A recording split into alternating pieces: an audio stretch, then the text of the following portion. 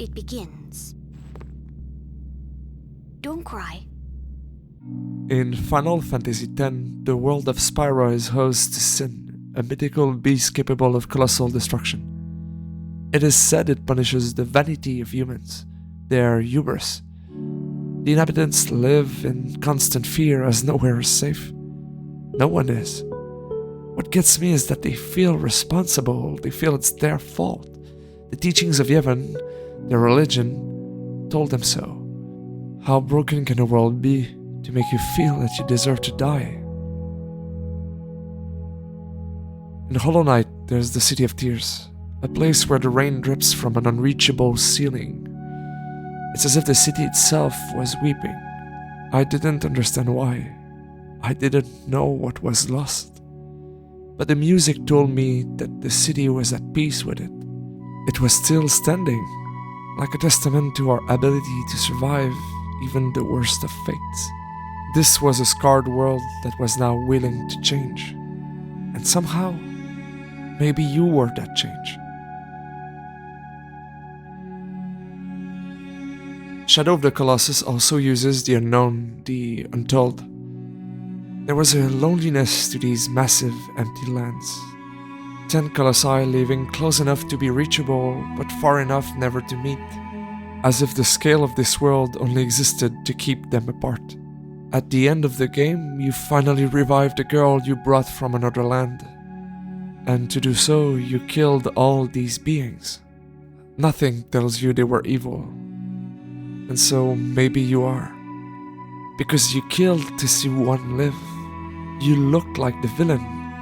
You succeeded, but you are not there to greet her. And that felt like the true evil of this world. To make such a thing possible at such a cost. To tempt those grieving with a path that isn't acceptance. To promise them something in exchange of who they are. As you ride along the roads of Velen, the toll of war is clear. People without homes, without children, husbands, and wives. People crying openly under the sun. The world of The Witcher is filled with monsters and magic, but no matter how much you fill it with fantastical elements, it's the horrors of humanity that will always be the most monstrous. It's the central theme of the story. But in this world, magic has its own poetic justice. Pain and sorrow often turn into vengeance through mystical bounds and curses. Not all bad deeds go unpunished. The dead will come back to haunt the living. The victims will turn into monsters to kill and torture those who harmed them. It's a petty, immature, karmic sense of justice. And yet, sometimes, I found comfort in it, even though I know it to be wrong. Because no matter the importance of forgiveness and love, sometimes I just want for those who cause suffering to suffer themselves. As if there was any solace to be found in the symmetry of pain. I love games that make us live in these worlds. Because even though they are fictions based on magical lands, they feel truer to me than most stories I find on TV or in movies. It doesn't feel like they are lying to me. These artists, those behind these amazing games, suffered too, and they found a way to express it. They don't use fiction to create perfect worlds to promise us a better life that doesn't exist. They created harsh worlds to equip us with better tools to face our own. They equip us because these stories are about those who fight against pain. Those who find the courage to do the right thing, even at a price that no one should pay. In Death Stranding, each death can result in a cataclysmic explosion if you don't incinerate those who passed. Incinerators are far away from cities to reduce the risk of being wiped out. Your mother dies and you have to find your way to ensure proper sending to her body. Great stories use their mythological world building to make it personal. No matter the scale, the pains are intimate. It's not just anybody. It's your mom.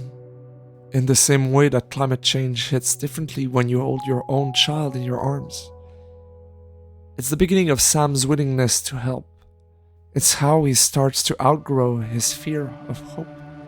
Experience often tells us our efforts won't matter. It takes either naivete or resilience to try anyway. Tragic worlds often force their characters to survive rather than live. Joel and Ellie lost everything. One walks as an empty man, the other as a scarred child that can't trust.